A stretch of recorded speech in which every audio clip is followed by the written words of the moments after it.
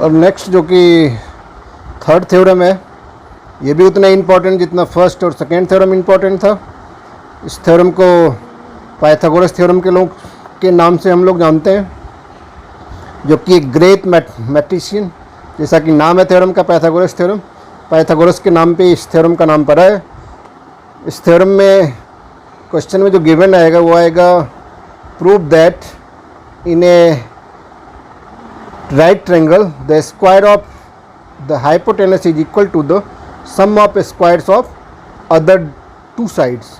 कभी कभी इसमें आ जाता है कि state and prove Pythagoras theorem. ऐसा अगर लिखा आ जाएगा तो आपको पूरा स्टेटमेंट खुद लिखना पड़ेगा और फिर आपको इस थ्योरम को प्रूव करना पड़ेगा।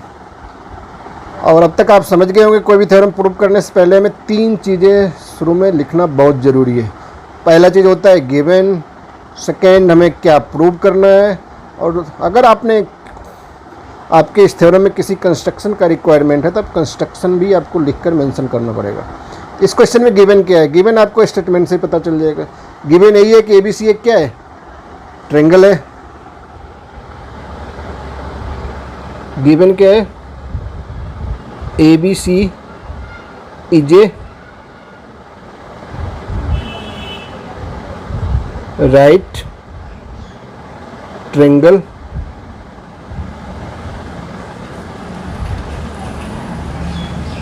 ABC is a right triangle. Prove क्या करना है, AC square equals AB square plus BC square. इसमें चाहो तो गिवन में ABC is a right triangle या ABC इज ए, आप ऐसा कर लो, यहाँ लिख लो ABC is a triangle right angled at B पर 90 डिग्री है, इसीलिए मेंशन कर दो, ज़्यादा बेटर होगा। ABC is a triangle right angled at B। To prove में AC square equals AB square plus BC square. किसी भी राइट ट्रायंगल का जो राइट एंगल होता है उसका अपोजिट एंगल के अपोजिट जो साइड होते हैं वही हाइपोटेनस होता है। इसीलिए चूँकि एंगल B 90 डिग्री है, इसीलिए एंगल B का अपोजिट साइड AC है, तो AC क्या हो गया, हाइपोटेनस हो गया। AC square equals AB square plus BC square हमें प्रूव करके दिखाना। कंस्ट्रक्शन में हमने क्या किया, ड्रॉ BD परपेंडिकुलर टू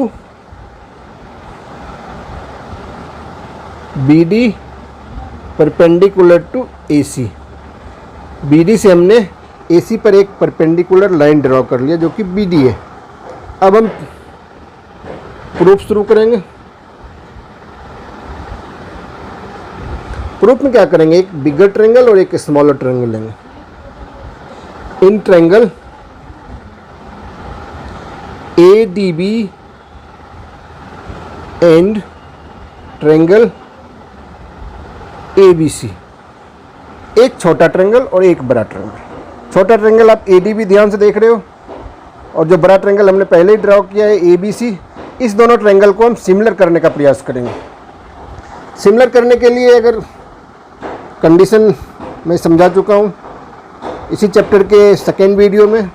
अभी तक अगर आपको सिमिलर कैसे दो ट्रायंगल होते हैं उसका क्या कंडीशन है अगर नहीं पता है तो उस वीडियो को आपको एक बार ज़रूर देखना पड़ेगा। तो इस दोनों ट्रायंगल में देखो आप ADB और ABC में एंगल D जितना होगा उतना ही होगा एंगल B। D क्या हुआ हमारा, ADB ट्रायंगल का एंगल D। ये दोनों इक्वल क्यों होगा, क्योंकि ईच 90 डिग्री है। उसके बाद angle A equals angle A। ये क्यों इक्वल होगा, क्योंकि ये दोनों ट्रायंगल में कॉमन है।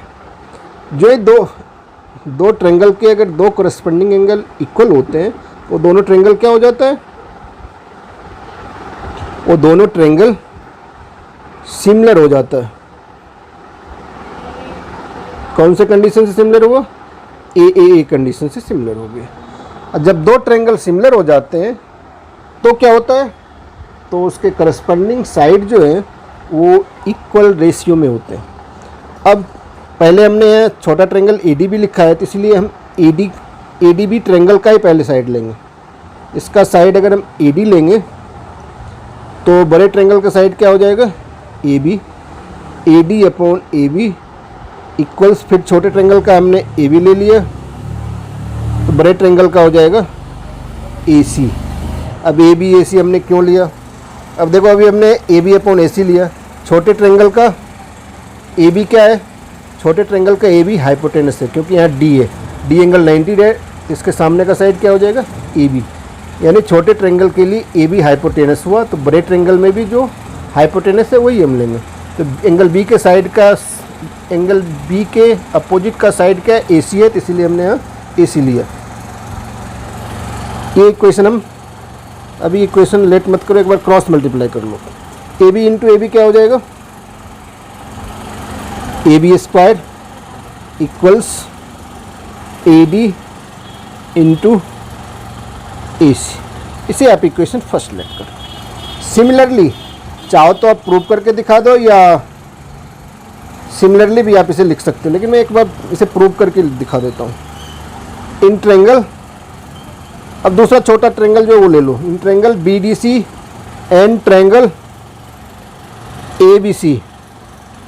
बी डी सी और ए बी सी ट्रायंगल को आप बी डी सी और ए बी सी ट्रायंगल को ध्यान से देखोगे तो ये भी दोनों ट्रायंगल सिमिलरली सिमिलर हो जाएंगे, जैसे हमने ऊपर वाले दोनों ट्रायंगल को सिमिलर किया था। इस ट्रायंगल में भी एंगल डी क्या हो जाएगा, angle D equals angle B होगा और angle C equals angle C, reason same ही होगा। इसमें आप लिख सकते हो ईच 90 डिग्री, इसमें आप लिख सकते हो कॉमन। जब दोनों ट्रायंगल के दो एंगल आपस में इक्वल हो जाते हैं तो दोनों ट्रायंगल क्या हो जाता है, सिमिलर हो जाता है। अगर आप चाहो तो इसको करके नहीं भी दिखा सकते हो, सीधा आप यहाँ लिख देना similarly triangle B D C similar to triangle A B C. अगर आपने पूरा कर भी दिया तो और अच्छी बात है, दोनों ट्रायंगल सिमिलर हो गया। सिमिलर हो गया तो करस्पॉन्डिंग साइड क्या होगा, इक्वल रेशियो में होगा, तो ये हो जाएगा C D upon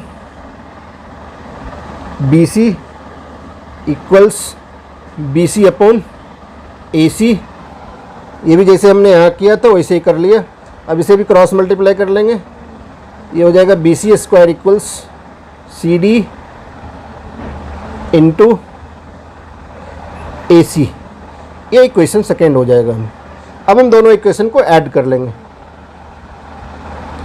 adding equation first and second, equal to से पहले अगर आप ऐड करोगे तो यहाँ क्या देख रहे हो आप, ए बी स्क्वायर है, ए बी स्क्वायर लिखो, इधर बी सी स्क्वायर है, बी सी स्क्वायर लिखो, equals A D into A C plus C D into A C, A B square plus B C square equals, आप ध्यान से देखो तो ए सी कॉमन ले सकते हैं हम, इधर क्या बचेगा, इधर बच जाएगा ए डी और इधर सी डी। अब ध्यान से अगर आप देखोगे A B square plus B C square equals, इधर ए सी है, A D plus C D क्या होगा, फिगर में देखो ए डी और सी डी को जब प्लस करोगे तो ए सी होगा।